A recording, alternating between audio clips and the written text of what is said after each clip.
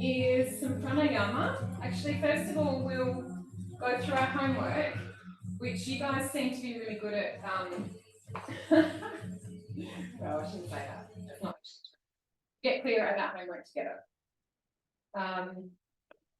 And then we'll have a chat about the koshas, the energy layers in the body, which we kind of touched on a little bit yesterday when we talked about the nadis. And then a class. It's going to be up a bit of a notch from yesterday, but it won't be like you're not going to die. And it's cooler today, which is nice. We do a lot of planks. I do a lot of planks. Yeah, it's good. I need that because my core's very weak after so many kids. So yeah, it's one of the things that the whole body receives the goodness. And also, I feel like the more we do plank, not even to focus on the physical necessarily, but the more we become aware of all of the parts of us that need to hold us up. So when we do inversions, because that's what you need in an inversion, is the awareness and mindfulness of all of the parts of the body to hold you up. When you are in Pincha Maya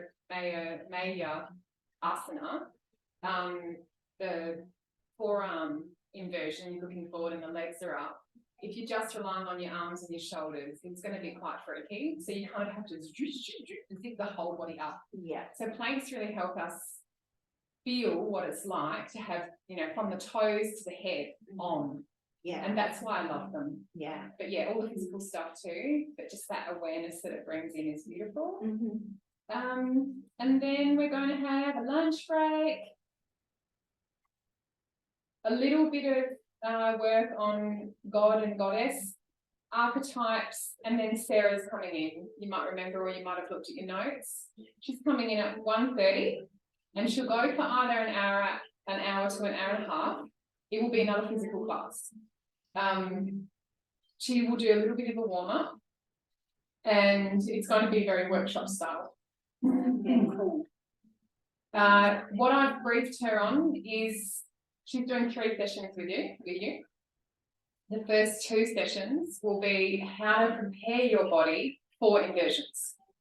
So you're not expected today to be doing all these inversions. What's happening today is she's showing you, from her practice and her experience, what she has worked on to be able to execute an inversion safely. I've chosen to knock out side inversions. So crow, Bakasana. And then if you go, you can do side crow. So balance on the forearms, squat, and then side knees off to the side. I've realised that I don't know if I haven't said anything, but my back has been pinching, and I've got to come and see you. I've been self-managing really well. My back has been pinching, and I've been getting, because you've been doing work with me, the hottest gripping pain, I'm like breath is taken, I'm almost floored, but then it passes, which is amazing and beautiful. But I've clearly bulged a disc or done something like that, whatever, again. And I've pieced it together. When I was in Bali last time, I did a 2-3 hour, I don't even know, it was huge inversions workshop, and it was really strong. Like we were doing like plank holds in the first 2 minutes. And everyone was sweating within 5 minutes. It was nuts. I loved it. But the side inversions, I think, aggravate me.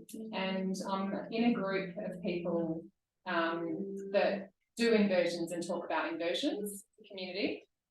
And someone was talking the other day about how their side crow has resulted in a bulged disc. And then there was this big discussion on the chat about that. And what the teachers were saying, which I thought was really brave, because these are the teachers of inversions of this particular school, they were saying that some people are just susceptible to that happening with a side pressure, side twist inversion, so a lot of pressure on the body. And I went, that's what happened in that workshop. My back's been healing since. And then when I did my yoga teacher training, I was so strong for the 3.5 weeks of the 4 weeks, like smashing everything, feeling amazing, absolute transformation in my body from doing so much yoga. Loved it, and then crashed. And I remember now I did a side crow. And the next day I was like, couldn't move. So I've just decided to delete the sites because I've done some more investigation and I feel like there's a possibility of injury and I don't want to create that.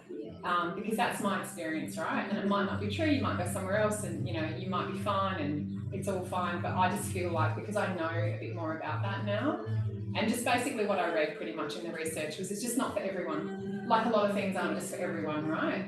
So I've just said to Sarah, we're going to knock it out, and she doesn't even have the side inversions in her practice anyway. So she was like, that's good because she doesn't feel comfortable teaching. So it's perfect, right? So that will be an amazing experience with her. Can I ask, Yeah. will you record that session? Yeah. That'd be good Yeah. to like be able to go back to. And Yeah. at home. Yeah. Perfect. Yeah, because what I was hoping that you do is then, you know, in between her sessions is do the practice. So I've asked her to set you up with a routine. Oh, fantastic. So that you are practicing. Yeah, cool. That's home. awesome. But yeah, whether she's going to be quite nervous. This is the first time she's ever taught. She's only just finished her 200 hours in Bali a couple of months ago. She's an amazing yogi herself.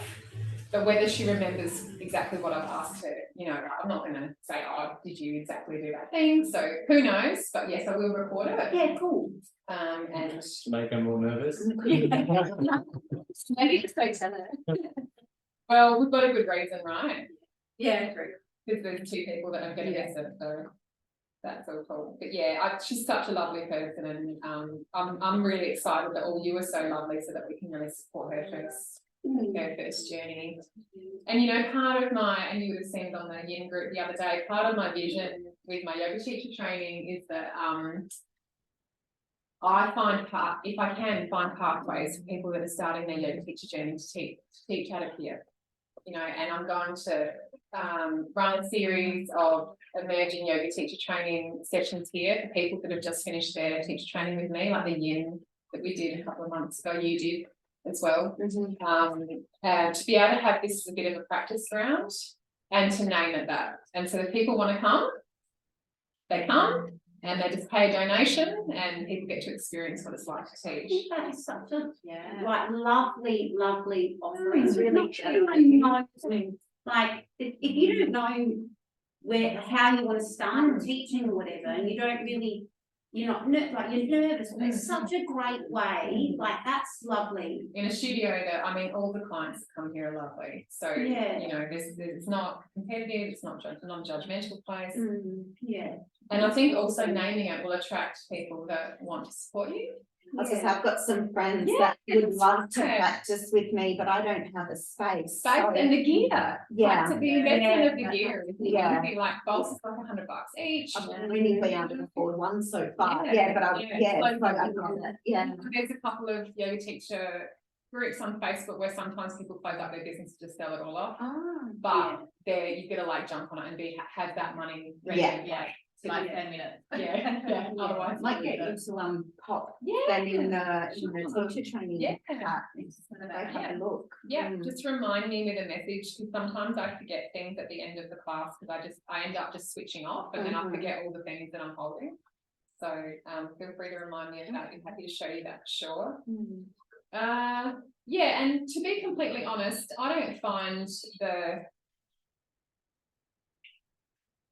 I personally have yet to find the yoga community to be actually supportive, just generally. Some studios that have a group of, you know, like Humankind studios or some of the, maybe down your way, I don't know, some of the ones that practice right? Yeah. And Coast Yoga, you know, that in the community itself is always very supportive, I feel. But then are there yoga schools and yoga teachers supporting other people? Like outside of their circle, which is very non-yogic. It's ironic, isn't it? Because it's like why against the limbs. One of the reasons I'm so passionate about this and supporting people to actually become teachers, and why I keep weaving in these visions of when you become a teacher, you know, every time we meet, is because it's not just because I didn't get it, but I feel like it's really important. Like I gave it to myself. And that's hard, you know, but the friends that I had at the time when I did my yoga teacher training that were yoga teachers did nothing but bag the shit out of me. Oh. They're not my friends anymore. They've started to kind of come back in. And I'm like, why? No, nah, sorry, you fucked up. Like, you know, you're not good enough. Who says you get to be a yoga teacher? Someone's going to get an injury from you because you don't know what you're doing. Oh, goodness. Like all the shit. You know, how dare you copy me? And I'm just like, oh wow, your yoga journey is such a personal journey. Like, what are you doing? So anyway, it was just be aware that the community you're going into, especially you taking on the school, you know, how you operate and your ethics and how you are with other people is how you decide, but don't expect it just because it's a yoga community. I found the same thing in my sort of physio circles. Like there's not that many people that do the type of work I do, and I thought everyone just got on. But then as I talked to different parties, they were like, oh, that person who I knew and I liked, and this other person who I knew and I liked, did some not so nice things towards each other.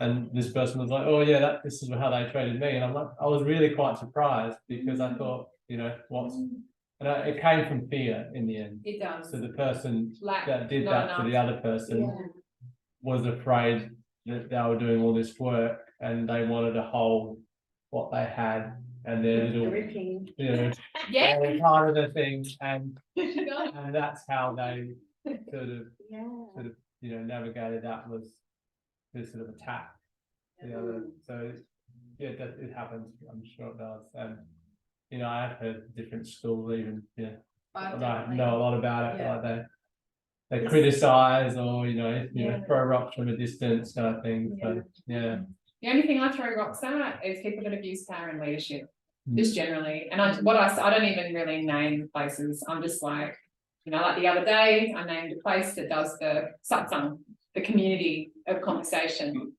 I'm not going to name the place, but there is a place that abuses power in Adelaide. It's like, you know, you'll find that out yourself. And if people come and ask me, do you know of this place? What do you think? Like, I know of some teachers here that have been named as taking advantage of their female students. I won't name them, but if someone is interacting with that community and they ask me something, I will say something. But I'm not, just personally, and maybe that's not being brave enough to kind of come out and say it, but I just feel like my place is when people ask me, and just to come out and name places, especially if it's not my personal experience. But if it is. But there's a lot of that, right? And so, and I've also noticed that you go on the yoga group that I was talking about, or yoga events or something. Generally, someone's created a Facebook community group because they want to promote their stuff. It's rarely because someone wants to promote other people. Rarely. Like there's a women's circle group, it's the same. So there's a few women, they're running women's circle, they're on there, they're doing their stuff. If I ever post anything, it's flatlined, ghosted, like absolutely ghosted. So people are doing this for their businesses, and you can understand why. If your business is your life, which it is mine, I don't have a sugar daddy. Jason, you know, doesn't earn massive amounts of money where I don't have to work. I actually need to bring in income. It's very serious and real for me, right? This isn't a game for me. But there's ways you can operate within that.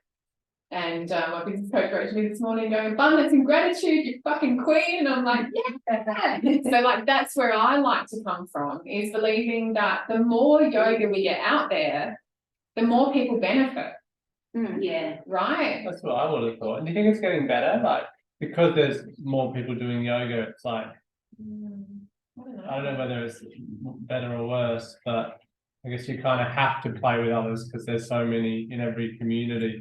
There's more than one option now. It's not like there was big corners of Adelaide where you were the only yoga student, and now there's lots. So either people play together or they keep doing what they're doing. Well, maybe we can be the ones that play together. Yeah. You know, and you know, to be completely honest, about a year ago, I had to do some shifting in my mindset and beliefs, because I wondered and feared that people would copy me and do the same things that I'm doing, and therefore that would mean that I wouldn't be able to do the things I wanted to do anymore, which is kind of a logical frame in a competitive and fear-driven culture, right? They all equal each other.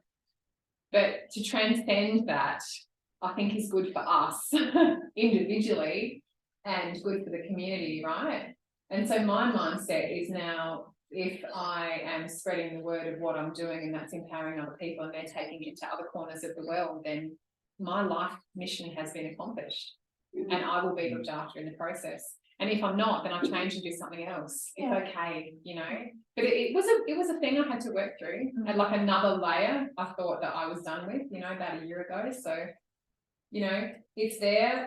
But the reason why I'm offering teachers to teach out of here and what have you is that is so they can get that experience and reach out there. I do also hold boundaries though. I've had as you know. We laugh about this, don't we? My boundaries generally is and I've had to learn boundaries is I've had teachers temp teach for me before and then they've just promoted their class 10 minutes down the road, you know, and my students said, I didn't know this, my students said this to me last time I went to Bali. I was like, I'm going to get in some temp teachers and they're like, a couple of them were like, oh, I don't know if that's a good idea, Keller. And I'm like, why? And they said, well, to be honest, a couple of years ago, you had someone come in and she was like, told us all that you weren't very good and that we should come to her. And I'm like, wow, okay. So now I just say to my temp teachers, this isn't about self-promotion. My students do not want to hear you talk about your own classes. If they adore you and decide to train with you, they will find you. And that's very fair. Yeah. That should honestly go without saying. I know things right with a normal. Yeah, everything. Yeah. And you know, you've seen me run spaces. Yeah. You know, you've got to just, for me, be clear about what your boundaries are, so that if they get bumped up against, you've at least created them, right? I know it's awkward for people that don't need to hear that, but maybe it's good because then it shows people how to create a boundary. Yeah. Like you don't need to hear it, but maybe what you're going to get from that is I might need to do that at some point. And that's what I've loved about you so much is like I found it really quite confronting. Our very first session, Ella was like, this is how it is. When I do this, you don't talk. Blah, blah, blah. And I was like, oh my God. All I thought was, I hope I don't fail. I'm not going to good. I feel like one of my biggest learning lessons from you is to learn how to actually listen. Like I write about it a lot. I feel like that's what you teach me, right? I mean, although you teach me lots of things, that's probably one of the biggest things. Like I do listen, but I feel like I'm always ready to find the solution instead of just listening. So yeah, there's all of that's been that you've really brought that sort of stuff to the surface for me. But I did find when she set her boundaries, but then I'm like, I write that shit down. That's amazing. Like I was so empowered by the fact that she was so confident to set her boundaries. It was amazing. So many things amazing. And so it's an art to master an energy like Jodie's in the room. And you'll feel me give her a little slap every now and then. And what I noticed this morning when I did that is you both responded and rescued her.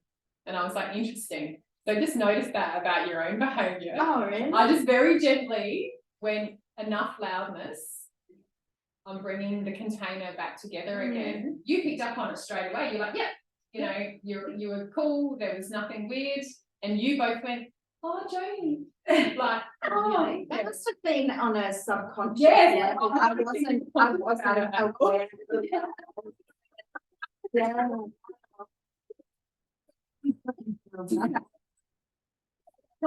And you know, in parenting, when you start to become aware of it, it's like, it's like, oh my gosh, the subconscious protecting we always do around people that are given a boundary. That's actually really interesting. But you do it with love as well, though. Of course. Like, I think that's what's picked up on. Like same with like if you're like in that situation where your other teacher came in and said, come train with me, the students were like, no, we didn't like that because we like you. And so there was that actually probably backfired on her part. She thought she'd get some good students, and no one liked her in the end because Yeah, that's she didn't right. have that, Yeah, you know, the larger thing that you're all about, which is, you know, yeah. caring and Thanks, you know, yeah. And it is true, and she does miss that, and she's an amazing yogi, and she's shooting herself in the foot all the I time. imagine it backfired on many levels, not Yeah. just. Well, that comes down to integrity. Yeah, yeah, Mm. yeah, yeah. That's Yeah. the lesson she needed, and obviously she Yeah. got it. I don't know if she got it. She didn't. may not have I think so. She's thinking herself about it. You would hope that she would do some inquiry and think, Yeah. well, why do I feel so bad about this? See, excellent that you picked up on Yeah. all of the yamas in the yamas. I seriously love all that stuff. I'm the same. I'm more intrigued by the other 7 limbs. Like the asana is a very important part, but I love all the philosophy and the really deep philosophy and the energetic sort of, that's Yeah. what I'm really Yeah. interested Oh, in. yeah. All over it, the Mm. sponge. Yeah. All right, great. So on that note, I mentioned that I didn't, maybe, I wonder how we could keep a check of the homework, because I know that, you know, when I post up on the group, it's really hard, because as soon as someone does a comment, which I like people to do, and people do it. Yeah. So I wonder what the easiest way, maybe. You could request that we all I think- have to like it or something, so that you can Yeah. see that we've I've done we've that. read it. I've done Yeah. that. Yeah. Please, suggestion. We could have an alternate group that's just, so it could be Homework. YTT homework, Okay. Yeah. Oh, yeah. and then it's Yeah. kept in its own container. Not just conversational. Yeah, Okay. that's my suggestion. Okay. I'm happy with that. Whenever you said this is homework, I've written it down. Yeah. Every time I've written homework, and even Yeah. the other 2 days, you said it a few times, or maybe do that homework, so Yeah, I wrote them yeah. sort of down my page, Yeah. but then I've looked back through and knew what you wanted us to Yeah. look through. All right. What about I'll try the group. Let's give that a go. That's a good idea. And also, what about in the back of the book that you have, whatever you're using, you label it homework, and I will be clearer when it's homework and say, instead of like, 'cause often the homework will come through. I mean, I have got something actually planned. It'll come through as a response to something that's arisen, and I'll be like, this is a good thing to go deeper on. So I'll feel that, and I'll be responding to that, and then I'll suggest it. So I'm being suggestive rather than explicit. So I will be clearer about homework. So I will give that to you now, actually, because your homework for in between the break, one of the pieces of homework, there probably will be. Are you okay? Yeah, I did yesterday too. I slipped on the mat. Oh, yeah. Right. Yeah. Okay. Not sure what I'm doing, but it seems to move as I come towards the steps. I might fold it under then. Let's all just be aware of it. Yeah, I don't know. Yeah, thank you. I don't know if it's Will you me. trip on it if it's folded like that? Probably not. Yeah. Just have to be, and you can see, I suppose, it's not big because I've slipped on it there too. Are you? Is it where that kind of lighter colour would? It's sort of this part, because there's another rug under that one, and that's got good firm gripping, but then it's slippery. Understand, all right, I'll just sort all that out so that no one slips and be horrible for you to hurt yourself. So homework, We'll put it in the back. because we've got another break, right? Of a couple of 2 weeks. So one of the pieces of homework is I would like you to investigate one of the Koshas, Koshas, Koshas. I'm sorry, I missed the spelling, but okay. Koshas. Yeah. Koshas. It's kosher, but it's koshas because there are many. I would like you to choose one to investigate and do some subtle investigating. So you can do some internet research as well, but also in yourself, in others. So say you choose the bliss body, for instance, and we'll go through what all these things are, because that's this morning's conversation. Then investigating how it feels. Do you feel like you can access the bliss body? Where does it feel like it is within you? Do you feel like you've been able to access it in the past? Do you see it in other people? Those kind of investigations. So a deep study into that. And what I mentioned, suggested but didn't really, I wasn't really clear with it yesterday, was I asked everyone to choose a yama or niyama and look into it a bit deeper overnight and come back ready to talk about that. And Jo, you clearly excelled the homework and you've talked about all of them as a living example, about 5 of them, so you can be excused from this part unless you want to join in as well. No, that's fine, I'll let everyone else have a go. But if there are any of the, if you didn't do that, because I wasn't clear, are there any of the yamas, is there one yama or niyama that we talked about yesterday that you want to ask a question of or talk a bit deeper about? And yes, please pull your notes up as reference. I want to give you an example, because one of the things that I thought about, and excuse me, I don't know all these off the top of my head, so I'm going to have to look at my reference notes. I forget what they are called. They are my reference notes. I just did little titles, like number 1 was about, actually. Just give me a sec, Jade, I'm just in the middle of talking about something. Sorry. That's all right. So what I was thinking about this morning, yeah, it was satcha, so cleanliness. And you were asking Matt yesterday, like, how could you bring these philosophies into your practice and into the studio? And there's the teachings of, but there's also the ways we are. And I was thinking, I wonder if people know or notice now what things I do in the studio before you come, before you arrive. I was thinking you probably water all the plants regularly. Yeah. Yeah. Yeah. I always smell the incense the second I get out of the car. Yeah. So I know it cleanses the space. Well, I can never smell the smudging, but I always smell the incense. Yeah. Yeah. And Yeah. you sweat the Yeah. Can smell the oil. Yeah. Yeah. Yeah. Lemongrass today, I reckon. Yes. Yeah, it smells beautiful. On it. Yeah. Yeah. I got lemongrass tea because I could smell it. Oh. Although, You know that the scent of lemongrass is the same pheromone as the queen bee in a hive? I did, yeah, I heard that, yeah. Oh, maybe you told me that. Yeah. Yeah. Also, I love like the crystals. I love that we've got all the crystals, they're outside, they're in the garden, they're in the space here for like just raising that vibration. Yeah, just connecting to earth because they're outside. Like, I really do love that. I love having them outside. Yeah. I don't love being outside. No, but I do love that. Love that you have your crystals. Yeah. Out there. Flowers in the bathroom?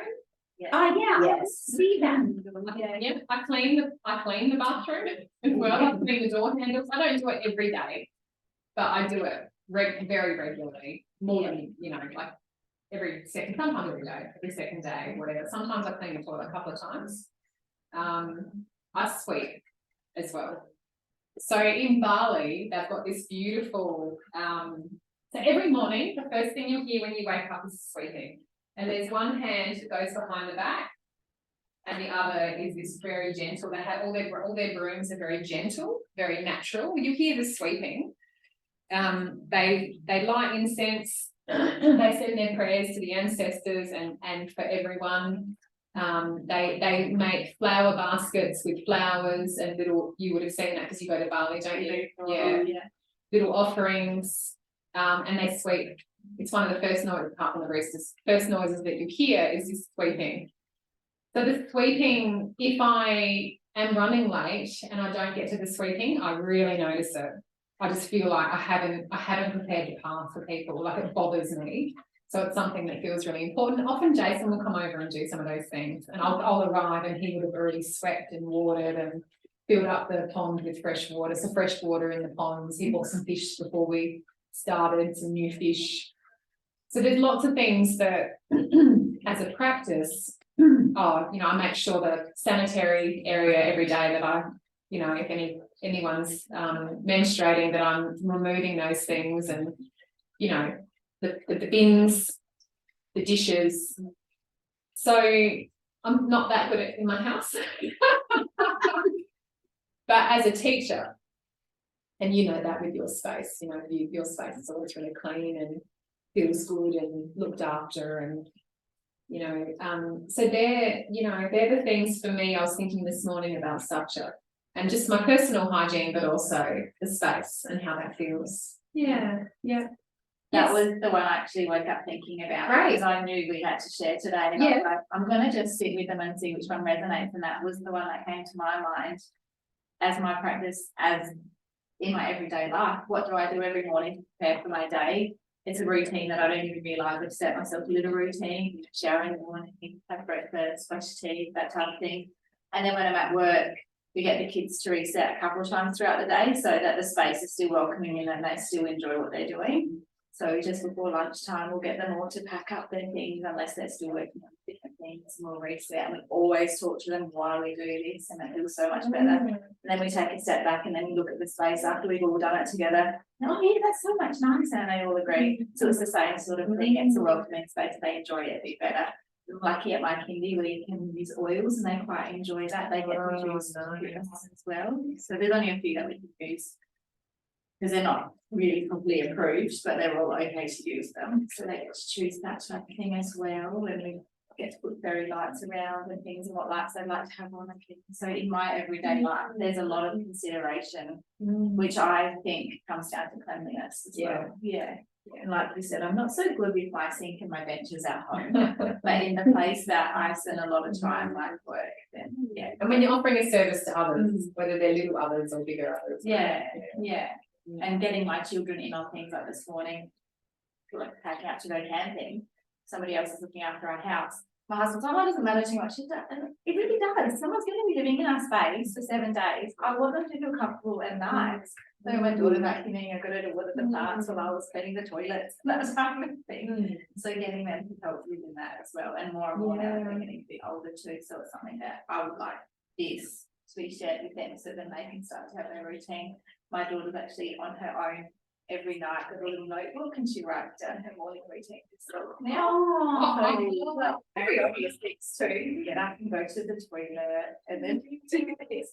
But she started to wash her face. She's getting a bit older and she's got sensitive skin, so she writes that on there so she doesn't forget. And she sits down and has breakfast and ticks until when she's done. So she's starting to have her own practice. That's really, I think we respond well when we have got routine though. Yeah. Because when we don't have it, we feel so out of sorts. Like it's great to have holidays and feel like you don't have one, but then you yearn for the routine. Yes. Yeah. Agree with that. Yeah, really enjoy unstructured, but I really do enjoy the structure. Yeah, I'm the same.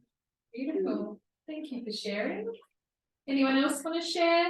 Yeah, I feel like the self-study is actually something I What's do. the Sanskrit name for it, Jodie? I can't remember. Give it a go. Come on. Gonna get used to this.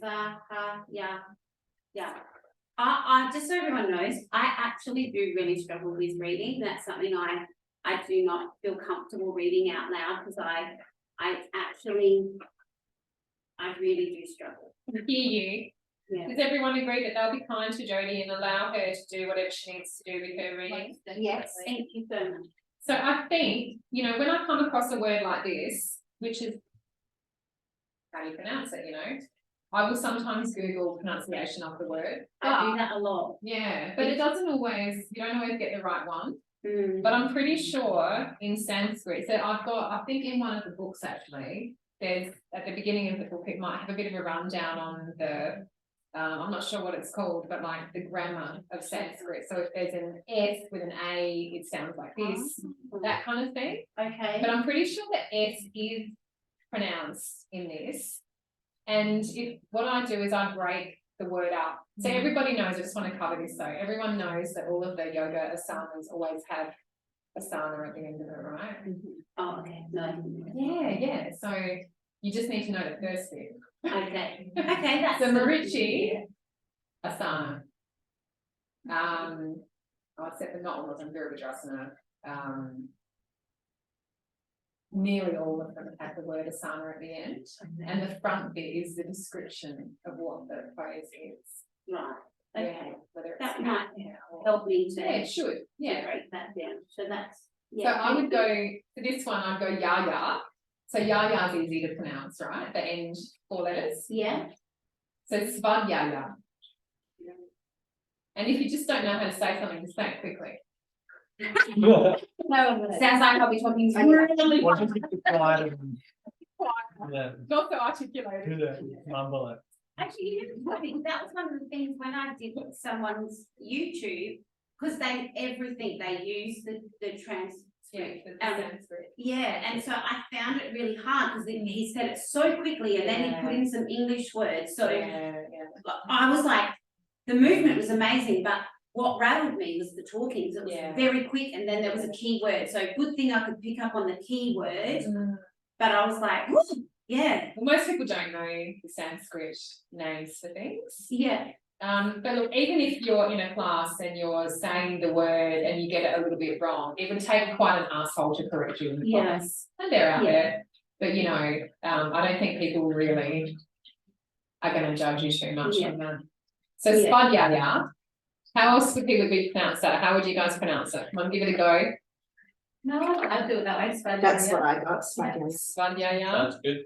Sounds good. All right. So what is it? Spadhyaya. Excellent. Okay. Let's hear about your Spadhyaya. Well, I That sound funny. that sounds my Actually, let's not talk about my No. It'd be really boring. Anyway, self-study is something I feel like I've had that as a part of me for such a long time, that I am very reflective. I feel like probably started more when I was becoming a mum, you know, like when I self-study and think about how I handled that and what could I have done differently. And I think the reason why I've always been that way is that I've always wanted to grow. So I look at self-study as growth, not about criticism for me. I've always been very open to constructive criticism, which I feel is a part of, you know, I like to say if someone's finishing up with me within my service, I do like to ask if there's any constructive criticism that you could give me to help me to continue to grow. I'd be very open to hearing what you feel either I need to grow upon or what you actually really enjoy. And I feel like that just allows me to keep offering and changing, because I don't want to become rigid and think that this is how it has to be. Whereas if you're self-reflective, you're always open to evolving and becoming more. Yeah. I had this conversation with Jason the other day about whether he and I believed that the majority of people in our culture, in our groups, you know, are mature enough to actually handle offering criticism to someone that is constructive and non-harming.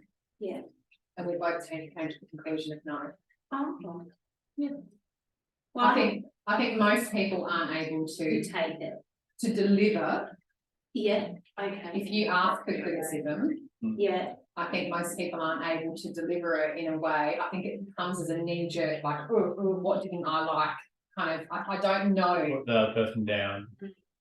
I don't know if people are able to. Works like it does depend on how you work. I ask for feedback so that I can continue to grow my service. So if there's things that you really loved, I'd love to hear about it. And if there's things that you think that maybe I should look at changing, I'd really appreciate your feedback. I think it's the word. And you didn't use it then. You used it before. And I'm not saying to change what you do at all. That's not what I'm saying. I just think as a general kind of for all of us, it's a really important one to investigate what you invite in. How I was taught was that, especially when you're starting off, you do not ask for feedback and you invite in who is really backing you. So you actually give yourself a chance to feel into the practice of what you're offering before you start getting knocks. Yeah. Because one knock out of 100 compliments will stick with you and be your bane.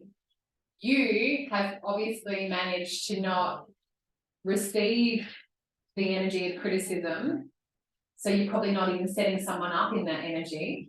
But I feel like the exchange with most people, not you, most people, doesn't go like that. So I had a situation on New Year's Eve, out of like my girlfriend. She'd been my girlfriend for a very long time. And we just, you know, reflecting on, you know, what did we learn this year and what do we want to, you know, what are our goals for next year? And then she actually, from nowhere, brought to my attention and said, hey, I need to talk to you about your yin yoga. She said, I don't know if anyone else feels this way, but she said, I think I feel this way because I'm your friend. She said, it actually makes me really sad when I can hear your insecurity. So she said, sometimes and it actually comes from when I'm reading. If I'm reading out something, she can feel it.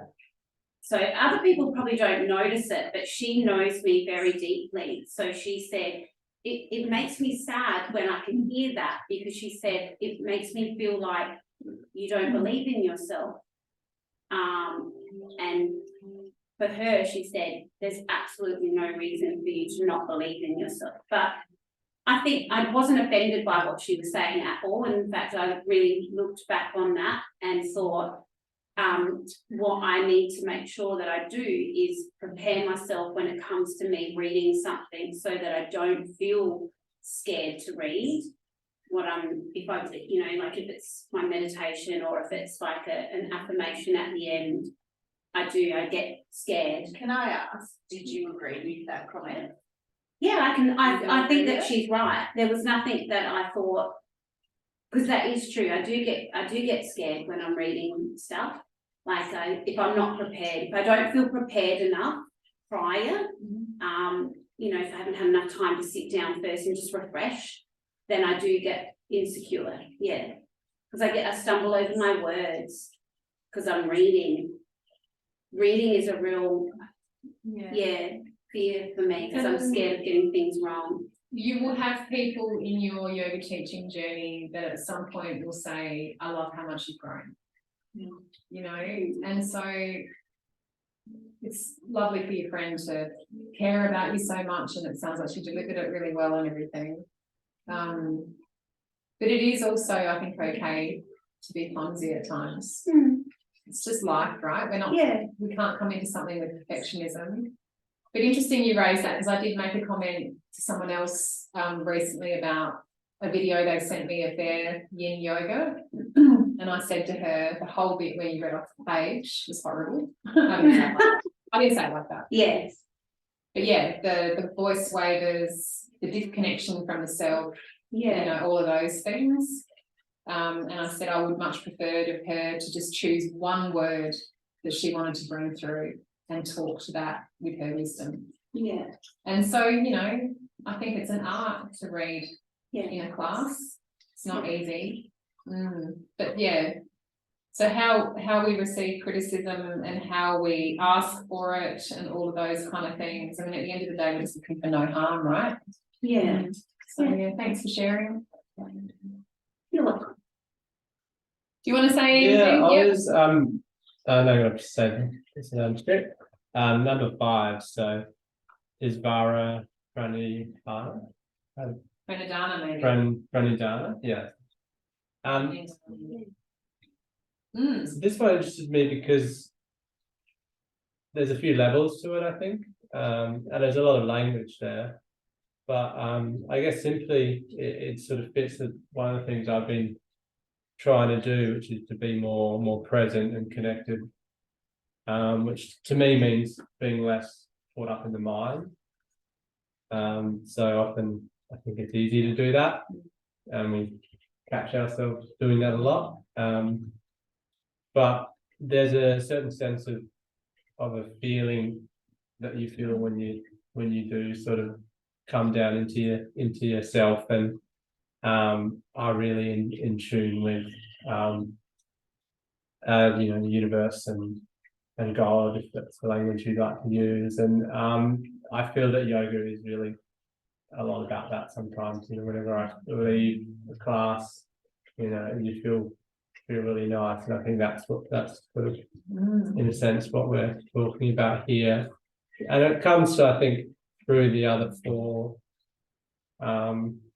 as well. So, you know, like we're talking about the cleanliness and the second one, Yeah, well, the one where you are disciplined, yeah, that kind of sets up, with your practice and the self-reflection, I think helps, and they all kind of connect in that way, so that, you kind of end up, I guess mixing with, they blend together, and I think, kind of there's a whole feeling to it all as well, I think, the cleaning too, they're all really good things to develop.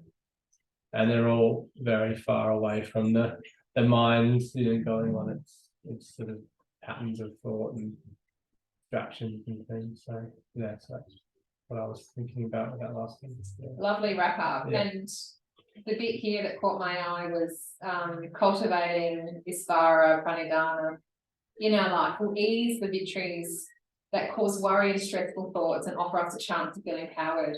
So, it's really the way I interpret that is it's saying that it is the gateway to relieve yourself of the worries of all of the other ones. And I think that's what you're talking about. Yeah. It all comes together.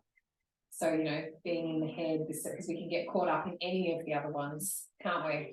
Yeah, and you can go to the excess, as well. Yeah. You can be too into the cleaning and not do anything else. Yeah, absolutely. Yeah, that's beautiful. And that actually leads us really nicely into the conversation this morning around the koshas. Can I slip these to you, you and Matt? Okay.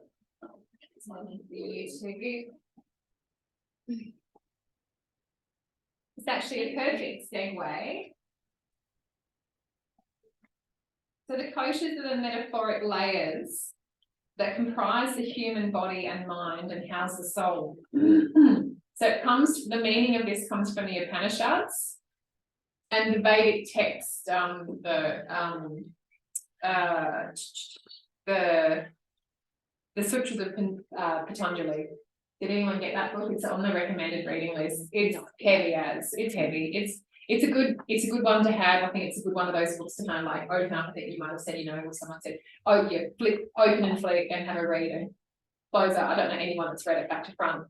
And in fact, one of the hottest topics, if you Google which translation should I read? It's like, oh my God. So what I ended up doing is going for the one that had the highest reviews of, ease of read and a great handbook. So it comes from the koshas come from that. So like we're talking like 3,000 years old, and we call this new age. It's hilarious, isn't it? And we call energy body work new age. So kosha relates to a sheep, or we call them energy bodies sometimes. You'll hear it called that. There are 5 sheets that are talked about at this time. I believe there are probably others that have been recognised as we move through, the thousands of years. And it's a way of understanding our innermost self. So our innermost self is called Atman.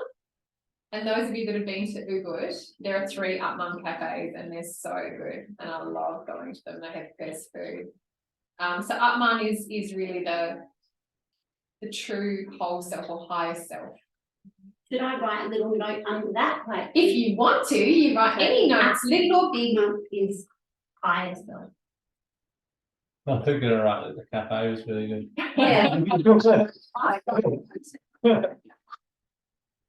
These ones and try their caramel. They make the best omelette with the nicest little saucy, Balinese saucy thing. All right.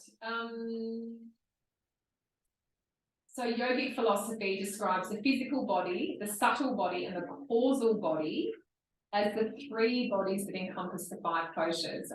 Well, you might get tested on this. I'm not going to say you won't. Yogic theory posits that the human body and life force, so life force is breath or prana, right? So life force and the human body are part of the physical body, while the mind and the intellect are included in the subtle body. Because when you think about it, no pun intended, when you have thoughts, they're not really in here, are they? The thoughts are like here. Yeah. They swirl, they whirl, they hamster wheel. Yeah. You might feel pressure in your head from too many thoughts, Mm. but the thoughts themselves aren't in the physical body. Mm. So I find that really intriguing that that this is something they've known about for thousands of years.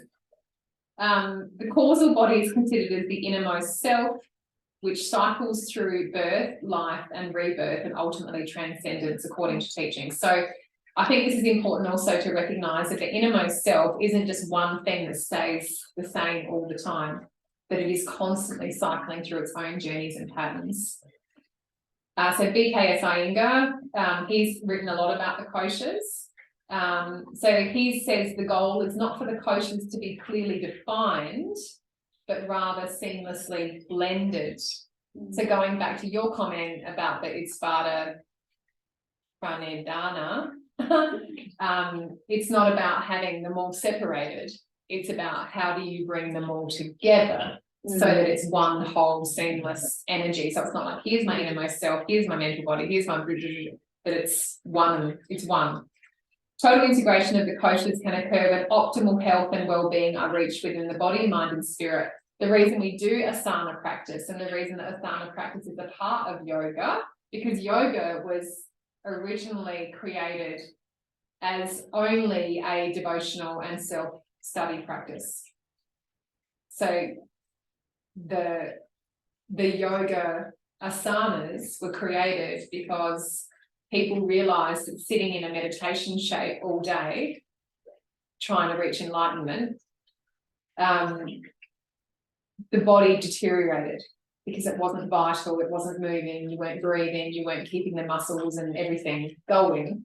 So without that, one cannot be in an optimal state of health to reach enlightenment, right? So the asanas came about in response to needing to move the body to keep the vessel clean so that we can transcend.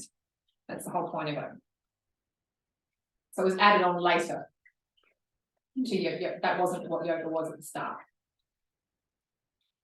Exploring and integrating each layer can bring us closer to a state of oneness or blissness. I wrote a little post about it. Did anyone see my onion post on Facebook? I did see that, and I laughed last night because Talisha put on Shrek. It's like, onions have layers, and I just thought of you straight away. So just as a kind of tip for you guys as well in your socials, if you do them with your business, if you have your business, all those things, is that as I'm learning and growing, I'm sharing those things in real time. So, you know, as I was preparing this material, I was like, oh, that's so cool, you know, life is like an onion, just has so many layers, and it relates to, and I always then try to relate it back to yoga or some thread. It's like, just saying life's like an onion is like funny, but it's like, whatever, what does it even mean? If anyone can be bothered, then they'll see that, oh, okay, oh, so there's actually depth in this, it's beyond the image. Accessing your inner bliss can invite more feelings of joy, inner peace, and contentment in your life. By peeling back the metaphoric layers of the onion, which is what Anna's doing, right? You can begin to illuminate certain thoughts or behaviours that might be detrimental to your progress and overall happiness. I believe we carry a whole lot of stuff within us that doesn't get dealt with until we're ready. And it doesn't matter that we're not dealing with it until we're ready. I think it's important that we decide when we're ready, because then we are, when those things become a problem, and that's what I always ask a client, they might come in and say something and I'm like, is that causing you a problem right now? Because if it's not, is there anything to shift? You know, someone might not ever deal with a shadow of a particular thing that happened in their life or that happened to their parents, but if it's not causing them a problem that they have become aware of, either subtly or more obviously, then why would you shift that? You know, shift it at the right time. The journey of learning to integrate the koshas can help you connect with the nuances of your body, find comfort and solace in your body, release energy blockages and deep-seated fears, understand where you may be repeating patterns, know yourself on a deeper level, being more true to yourself. bring more of your true self into the world, which we talked about yesterday in the Kumari conversation. Experience joy, happiness, satisfaction, and contentment. When life is out of balance, yoga and meditation can help us to identify the kosha that may be imbalanced. Engaging in certain exercises and practices can help bring it back into harmony and reintegrate it with the other koshas. So what I would love you to focus on over the holidays is, what kosha are you spending the most time in? You know, so if your mind is constantly rabbiting on, then you're probably caught up in the mental kosha, right? The mind body. So I chose the Russian doll image because I think it's cute. And that just goes through the different koshas and kind of where they start and where they end. And then on the next page, it identifies what I talked about at the start around the causal body. So the bliss sheath, the astral body, and then the physical body. What's interesting is in this image, they've done it opposite to that image. Yeah, I noticed that. I thought it would have been the other way around. Yeah, I feel it's This. You know what, I was going to say, I feel it's actually more that the physical body is on the inside and that the bliss body, but then when I also think about it as I'm talking, It could be both. Yeah. So I don't know, and maybe that's the seamlessness, and maybe this is just the way of showing it in a way that isn't, I mean, this isn't really what happens. It's just a visual representation of it. But anyway, what I liked about this image is it groups the bodies. The physical body, and they call it the food sheath. The causal body, which is the bliss sheath. The astral body. So the mental body is in the astral body. And that's the part of us that travels. Yes. Isn't that amazing? Well, psychic awareness is mental body travel.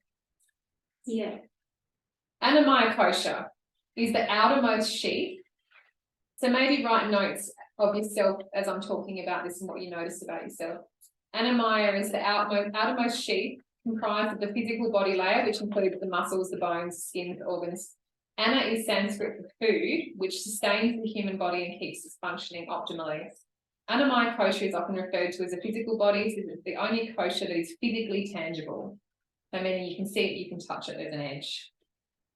This is a three-dimensional physical body which we inhabit through our lives, the vessel holding or being, depending on how you want to see it, by the other four sheaths. When this layer is in balance, we witness health and vitality. When this layer is being forgotten or mistreated, we may experience pain, discomfort, and physical sickness. If this sheath is out of balance, all the others will be impacted, leading to a dull or perturbated mind, lack of vision, direction, and hope.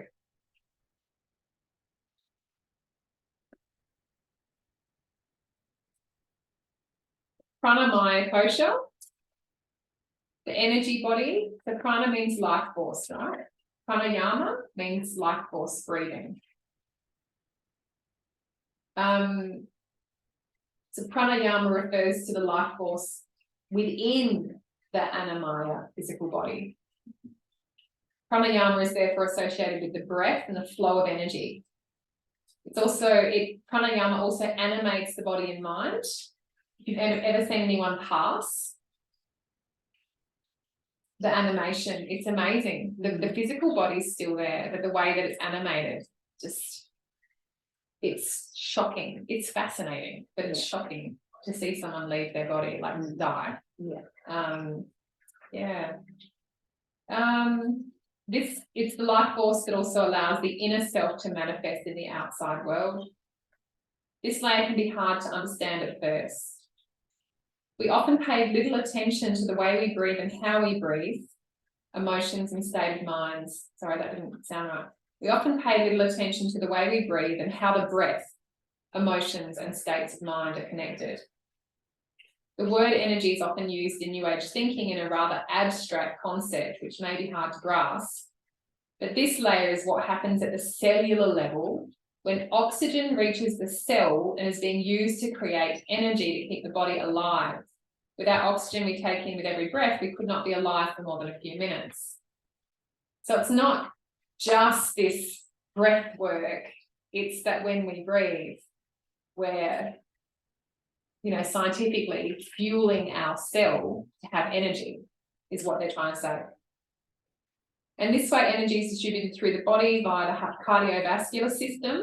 It's what keeps us awake, vital and moving. The easiest way to experience this layer is to observe what happens when you take a few breaths and close your eyes. And this is what I will often do at the start of class. I'll just say to people, settle in. And then before we do any changes to the breath, become aware of your breath and what it's showing you today. So let's do it now. Just close your eyes and take a couple of breaths.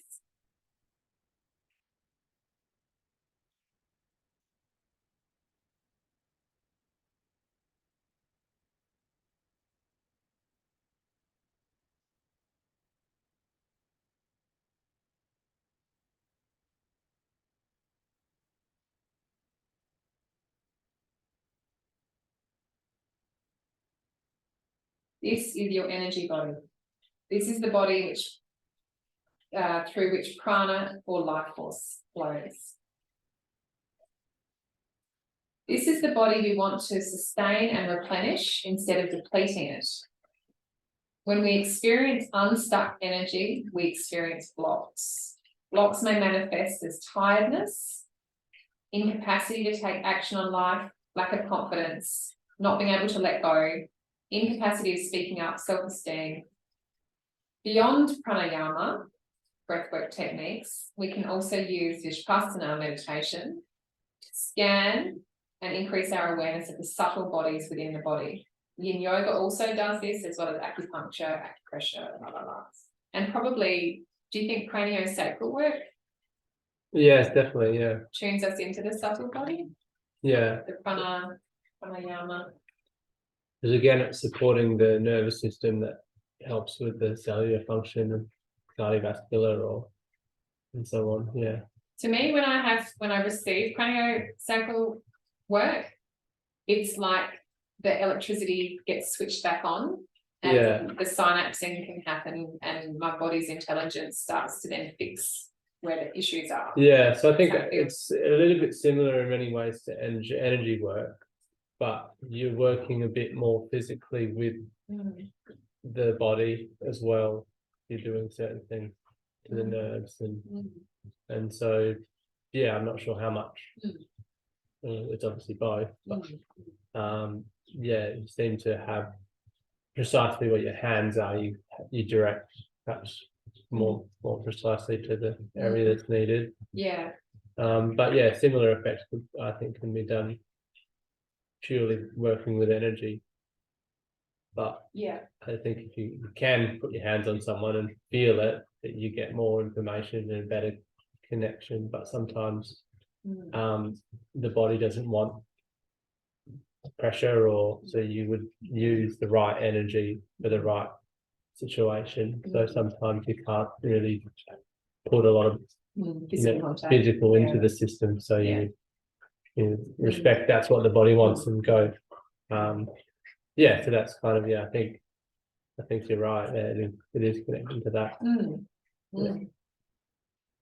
But sometimes I find you might need to do the physical stuff first, or sometimes you do the energy first. There's no really, the mind doesn't decide, the person themselves decides. Yeah. And it would be depending on where the imbalance is. Which Matt can read beautifully. Have you heard that with yoga and with a yoga student, you're not looking at the start of their journey when they come to you to take them into deep self-awareness, but you're actually just trying to get them to acknowledge their physical body and the expanse of their physical body. So the journey of yoga, or they say, yoga is a journey of the self, through the self, to the self. So when you start your practice, you're wanting someone to recognize the extremities of themselves, if that makes sense. And then as you deepen your practice, you are here experiencing yourself. But that is difficult to take someone to. That's a very personal, and that's the yoga is a journey of the self, through the self, to the self. That's what that means, that you start here. So when someone comes to yoga, and why I will, often say, because I know it in myself, don't leave the body. I was saying that to you yesterday. Stay. Yeah. Because what we can do is we can be in a yoga pose and then escape out of the pose. And I believe that most people that come to my classes that have even been doing yoga for 2 or 3 years are still escaping their body. And they're acting the pose instead of doing the pose. And it's very hard because one, you have to want to be in your body. 2, you have to be willing to face what arises in the pose. And then 3, you have to be with it, which with yin, you can hide more. Yeah. With more physical practice, you cannot as easily. Yeah, no, I think we could both agree with that. At least when you're in yin and it's hard work, like you feel very private. Yeah. And you can come out of it and no one else even knows that. Back there, you're pulling your eyes out. Yeah. Which I did. Twice, I think twice too. I asked the question. So I know you pick it up in me a lot when I haven't even noticed that I've done it myself, as in leaving. I'm not consciously leaving my body. Do you have any theories on why I do that, or why anyone would do that, or does it vary?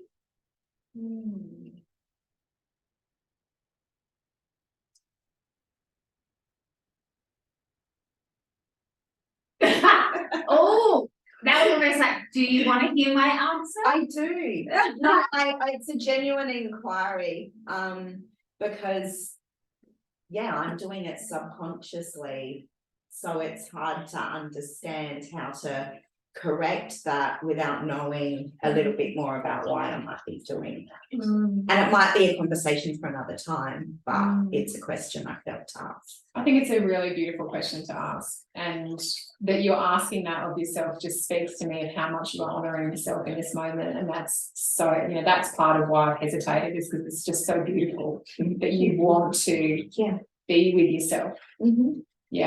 And so what I've seen generally in people when they leave their body is that there's discomfort in being in their body. There's either stored emotions, memories, actual feelings in the body that are hard to experience.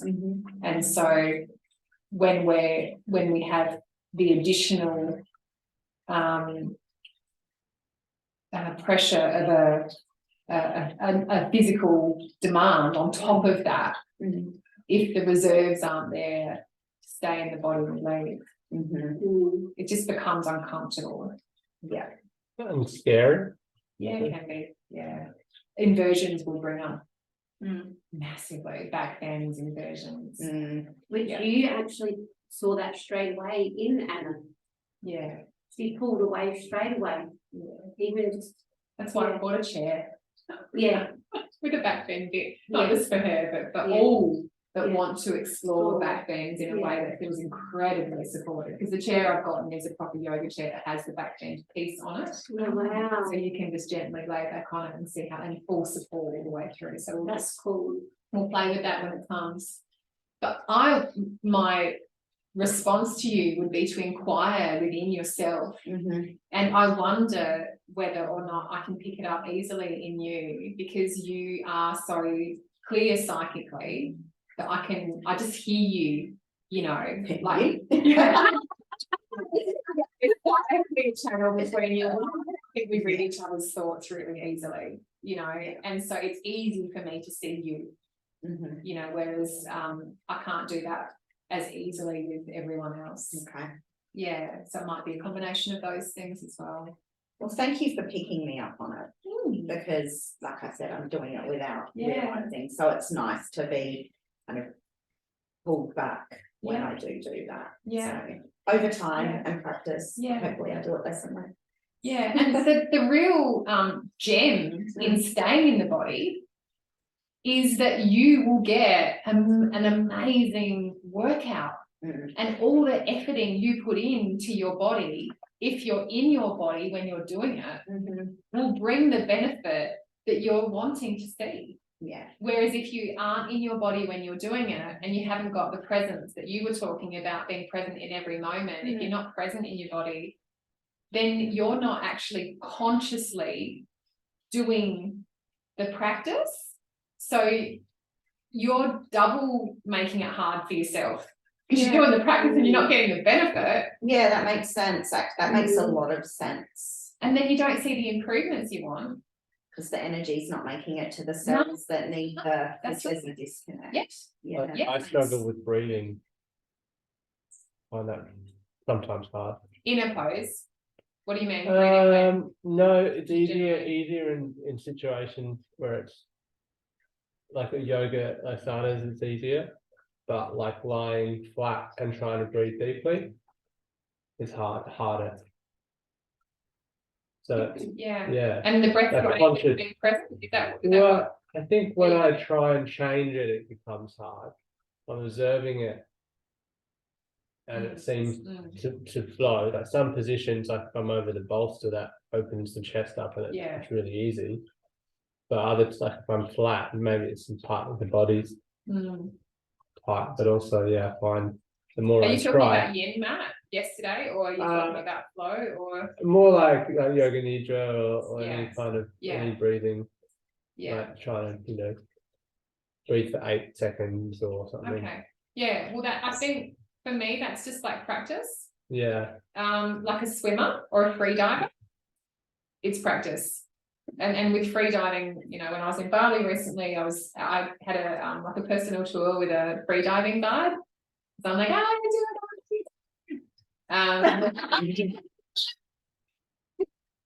That's right, I forgot you can do that. And he's like, you don't just do it. You're gonna I know the guys in LA, they're like in the pool, doing their laps.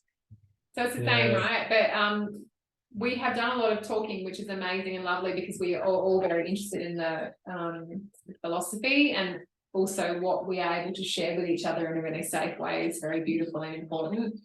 But we will be doing much more pranayama, and we have some dedicated sessions on pranayama too, but it is a practice. And in fact, I'm pretty sure in some of Iyengar's books, he talks about pranayama, I'm going to call it dangers, but more like the warnings or the precautions with pranayama is you wouldn't actually take people into a particularly deep pranayama until you were certain, like as a instructor teaching a class or one-on-one, until you are certain of their stability within, because it opens up and unlocks so much. And so I'm very resistant about going to breathwork things that people offer around the place when I know that person, actually the teacher, isn't particularly stable, so I think it's like very trendy to talk about breath, but changing the breath and directing the breath and pranayama practices are meant to be done by the advanced yogi. So don't be surprised if it's hard, because it is. And even I find child's pose, I find it really, because it's a very curled in pose, so finding my breath and soothing this in child's pose is really tricky. So we'll all have different things where the breath is tricky, but we will be practicing that through these sessions. And pranayama is like a whole yoga teacher training as well, So I think just keep practicing and choose a couple out of what we do, perhaps that feel really good to you, and practice it for a year. Like I'm that serious about it. Like it's not, I've been doing yoga and pranayama for a very long time and I feel like an absolute baby. I still don't feel like I know how to do the breathe, like so much of the breathing. And I lose it in yoga too. It's like I've got to keep reminding myself to come back to my breath and the different styles of breath. I was going to say, there's a little part of me that whenever someone says we're going to do breath work or we're just going to concentrate and listen to our breath, that goes, oh no, I hate this. And I've got to overcome Wow. that, and that's something that I want to work on, because when I do it, I love it. Yeah. But as soon as a teacher says we're going to do some breath work, these tiny little parts, oh no, that's hard. And I don't know where it comes from, I actually quite enjoy it. So there's something I've still got to work on with that as well. I do that DMT stuff at bedtime, the DMT breathing and like using like. DMT is a drug. I'm like, what the Oh, fuck? yeah, sorry. Sorry. And that's why after travel, I was like, sorry. Sorry. Emotional freedom. Yeah. EMT. EMT, sorry. I told you I'm dyslexic, right? Oh my God. But I love it. Yeah. I love doing that before. It helps me sleep. So I quite often will either do two lots of that through. Yeah. And or I'll do one and then go into meditation. I love all of that. I've learned that I can hold my breath. It is training. It's just, and it's that discipline and consistency with the training. That's what it is. Excuse me, but you know, if there are things that we touch on that you really want to anchor more deeply in, and the group agrees, we can do more of those things, right? Oh yeah, I'm not saying that, I just came I up in love my mind. doing the Yeah. Yeah, but it is important. Yeah. All right. Thank It you. does come with like everything else though as well. Like you're saying, you got to do it for a year. Like a super workshop isn't gonna help, but like Maybe it depends on the facilitator. yeah. I think breathwork can be undoing in the wrong environment, to be honest, because we can enter into such vulnerable states. And yeah, I agree with Iyengar and approaching with caution and awareness and mindfulness and what we're doing with ourselves and our students. And so in a class, when I do, and we will do just a couple of minutes, maybe 5 minutes of Pratyahara today, which is a breathwork, a pranayama technique. But in a class, I wouldn't do longer than 5 minutes with a breathwork technique with people. I just wouldn't. It's too long. It's too much for people. Yeah. Or alternative nostril breathing, or yeah. So don't feel like you need to be an expert at pranayama, but if it's an area, it's for the advanced yogis. So the more you advance, the more you'd explore it, and the more you bring it into your practice. And if you did have a small class one day with people that have been coming to you for a long time, you could probably go a bit deeper with it. But some people, even just becoming aware of their breath, similar to what you're talking about, is scary. Just the fact of becoming aware of their breath will send them into some kind of strange place. So when the other side of that I say to people sometimes, if I have new people in my class and I'm about to do some breath work, is just the practice. A lot of magnetic presence, hasn't he? Draws you to him, like yeah. Skippy.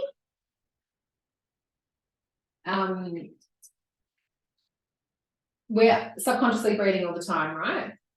So just the practice of bringing ourselves into conscious breathing ignites more of our brain cells, so we become smarter. And that's what I say to people to help them to get into breathwork if they're new. And it is true, you can do your research on that. So conscious breathing stimulates intelligence. That's cool. Yeah. All right, can I keep moving? Yes. I can come up to the mental sheet. Yes. Menno Mayo. Yeah, what do we reckon? Exactly. I turn the page. The next sheet is the mind. Mental. Yep, that one. And you are the queen of that, aren't you? What's that? Queen of my mind? Yes. The queen of too much in the mind.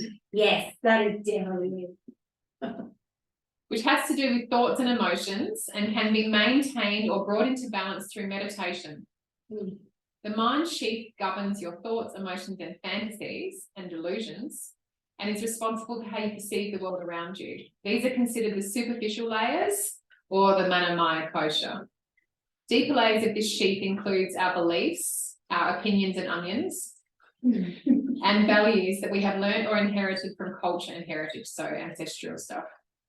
There are also certain mental tendencies that have accumulated over the course of our life, and these are referred to as patterns, and I actually see them in myself and in other people as deep valley neurological pathways, which are typically fixed and cycling on repeat until we become aware of them. In Sanskrit, these patterns are known as samskaras. Has anyone heard of that term before? So samskara, I have some friends that pretty much when they talk, they don't talk about patterns and beliefs, they talk about samskaras, and I love it because it's an easy word to say, and also it's a deep awareness. It requires us to enter into a deep level of awareness to become aware of our samskaras.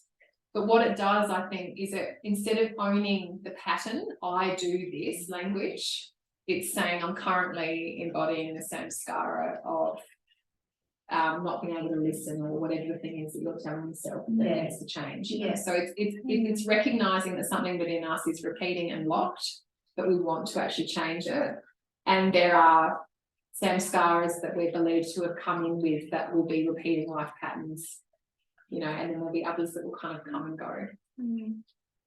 This layer is what we experience all of the time. It's the chatter in your head, the often disorganized, copious stream of thoughts which never stops, also known in yogic traditions as the monkey mind. And we talk about that a lot, right? The monkey mind.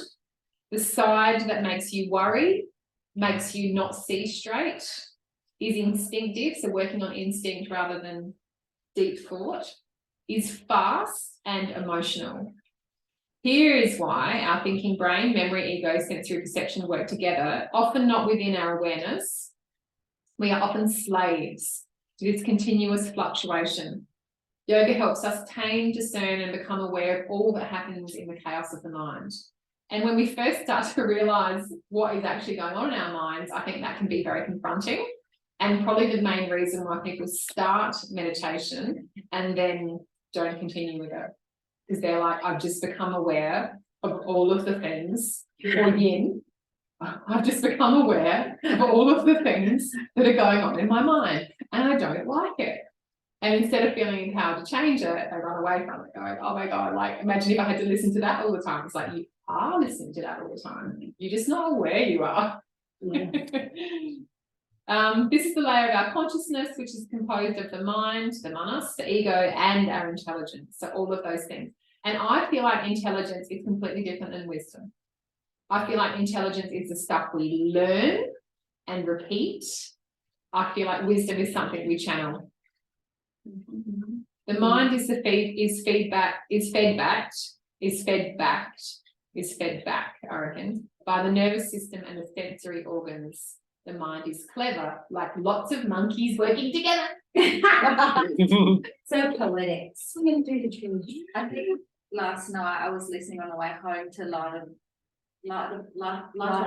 Oh yeah. And it's on audible, so it's a very English mom reading it, but he was talking about how your mind always transmits, it never stops, so it's always giving you something even if you don't realizing it. So that's exactly what that is. I was like, it's always transmitting. It makes so much sense, yes. And that's its job. Yeah. And so that's the other, I think, myth that people feel about meditation is that the mind will quiet. But it's not meant to. It's not meant to ever quiet. Instead, we train it. Yeah. We actually direct its attention. So one of my teachers in Bali likes to say it as, and I love this, he's like, if you've got anxiety or anything, it's usually the mind just going nuts over something and just creating all these things. He said, you've got to tame it. You've got to tame it like a dog. You can't let it run loose. Like it has to actually have a job. So when the mind is out of balance, and often it comes in as a subtle energy, I believe at first, if anyone's ever experienced anxiety, you get the nudges and then you get the fucking whack, right? But so when the nudge comes, paying attention to that and starting to train yourself. And one of the easy techniques he offers is get the mind to climb up and down the coconut palm. Climb up, and so that's the spine, you know, so climb up and down. So just get the mind to focus on climbing up and down. And he said at one point, it'll just get bored and you'll drop out of anxiety because it will just be like, I'm so bored of this climbing up and down shit. You know, it will want to do something else. Mantras are also, do you know that mantras are protectors of the mind? And we talked about that yesterday with Saraswati. She brought in the mantras, the sounds, right? Yeah. And the sounds were mantras. And we'll talk about, we're going deep into mantras in a session next month, I think. So mantras literally mean mind protectors. And that's why they repeat. They make your mind think of that mantra. They get the mind to think about it over and over. And the mantras have been created with a certain energetic frequency. So it's making the mind connect with the energetic, the mental body connect with the energetic frequency of the mantra. Because I noticed, I reckon there was one time I did a guided meditation, like I was doing the sequence, right? And I reckon when I did the throat chakra and you had to do the mantra, bring in the color blue, but the vibration that I actually physically felt, I was like, wow, that's awesome. Like, yeah, actually, so it makes sense that what you're saying there, like it's that frequency, it's that vibration, it's the, Yeah, so you're training your mind to align with the frequency of a vibration that is different than the pattern. I'm just going to move a little bit quickly, guys, because I want to get into our practice. Don't be sorry. So here we learn letting go of old habits, freeing ourselves from samskaras and behaviours that don't serve us anymore. This is the reason why we do shadow work and any kind of, you know, work that unblocks things and helps us realise our traumas. It's not so we can experience the pain, it's so we can experience the bliss of being free of the pattern of the pain. And this is where the memory stays in this body. It is important to understand that memories are a distorted reconstruction of what actually happened. They are not the absolute truth. Memories continue to metamorphose as we age, and we should learn to better trust the present than the past.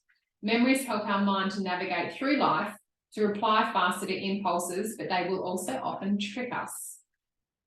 Memory at this cellular level is at the service of intelligence in the form of intuition. Vijnamaya kosha, the knowledge sheath. So separate to intellect, right? Comprised of your wisdom, intuition, and highest perception. So I feel like when I'm connecting with my wisdom, I'm connecting with like a part of me that's way beyond my ego. I'm not sitting here trying to say things that make me sound a particular way. I'm connecting with a source of energy of what you need to hear and I need to hear. When you're meditating and observing your inner world, the knowledge sheath is what lies beyond your thinking mind. So it's like your other mind. It stems from a deeper and more subtle layer of you. This innate knowing is a higher state of consciousness. When wisdom is accessed, deeper insight can be revealed. So when you're quiet, often when you can quiet and train the monkey mind, you can access that deeper wisdom.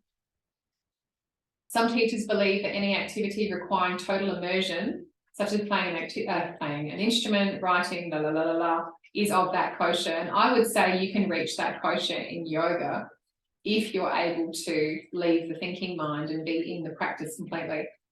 Meditation is also good. And meditations that open the third eye, the Anjana chakra, the third eye chakra, bring you closer to your innate wisdom. This is the sheath we may experience in Shavasana or in flow state when we have glimpses and visions and wisdom and intuition comes in. I often get in Shavasana very incredible visions and messages drop in. It's one of my favourite times of life. We are rarely in this state and it requires a relative balance in the other layers for wisdom to emerge. If the body is not healthy, if the energy is not flowing, if the mind is dull or agitated, we cannot experience wisdom and intuition. Work hard, stay dedicated. When the mind leads to thoughts, the intellect leads to intelligence and ultimately wisdom. The more we practice, the more we develop judicious discrimination that leads to self-control. So this is where, when the mind gets overactive, we have practices to bring ourselves back to our wisdom. Here we discover our individual soul, the divine within us. The more we know about ourselves, the more our intellect grows, the more we can reach pure insight, which helps us to reach fuller understanding of who we are. This state can be experienced also while in deep concentration, dharana, and meditation, dhyana. Yoga nidra also helps us to reach this layer and see things in a clear, unbiased way. Here we understand that we are divine. Our ego starts dissolving and we understand that we are one with the whole. And the last one, Andamaya Kosha, is the innermost sheath known as the bliss body. It means bliss, represents the transcendental energy of creation and existence. It's synonymous with joy, love, peace, a total immersion with creation itself, and is the deepest aspect of the truest, most innermost self. It's the waking consciousness or thinking mind that often masks the bliss body, making it difficult to access. But when you're in touch with the Andamaya Kosha, you'll experience lightness, ease, and contentment, and ultimately a great, unending joy. The bliss state reminds us that life can still be good even when things are difficult, that being alive itself is a gift. We are all born as blissful beings and retain the capacity to be blissful even in adult life. This means that the Andamaya Kosha or causal body is always available to you and is accessible through consistent yoga practices where a deep state of meditation is reached. Connection to the bliss body can also be experienced in practices where mantra and prayer are invoked. When I was at a fire ceremony in Bali in August, July or something, it goes for about 2 hours and the high priests are just constantly ringing bells and singing mantras, and there's 4 of them, and this is a very powerful ceremony. And I reached a very, very high state of consciousness, had a goddess drop in and cover me with flower petals. I was just sitting there in tears in the most blissful state I have ever been in my whole life. It was incredible. And then the monks actually came around and did put flower petals on us as well. But yeah, that was beautiful, and that's the kind of state that we can enter. And I feel like mantra is a beautiful way to do that. It can also be reached through Shavasana, and the simple mantra to engage with this bliss body is I am blissful. It's the hardest to grasp, and even when we do reach it, it may not last very long. The more you practice, the more you may be able to feel the bliss body, but there is a warning, right? It's important to remember that craving this state is counterproductive. Allowing it to arise and pass away is what you need to do. This is the bliss body or divine body where we can catch a glimpse of universal oneness that embraces all of us. And there's some self-inquiries there. Is that like when I do my meditation and I go to the cosmos and I love that feeling of love? Is that what that's? It might be. Because I feel like that's more your vision body though. I don't think it's more of a whole, it's not an out of body experience, it's an in body experience. Yeah, okay. Yeah. So no. Maybe That makes sense. Universal love, but the bliss body experience I feel like is an absolute embodiment of yourself. Yeah, whereas I'm definitely doing an out of body experience. Yeah. So yeah. All right, move around a little bit and we'll get started with our practice.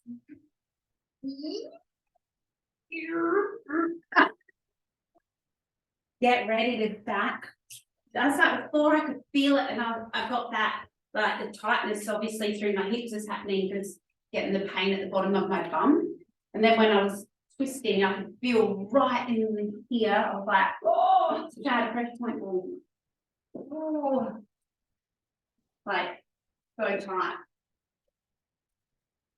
So just clear your space.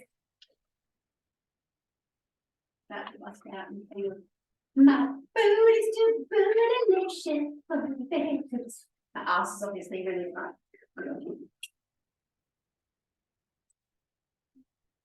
Yesterday I was avoiding this from today and I'm like, Yeah. Degrees different, doesn't it? yeah.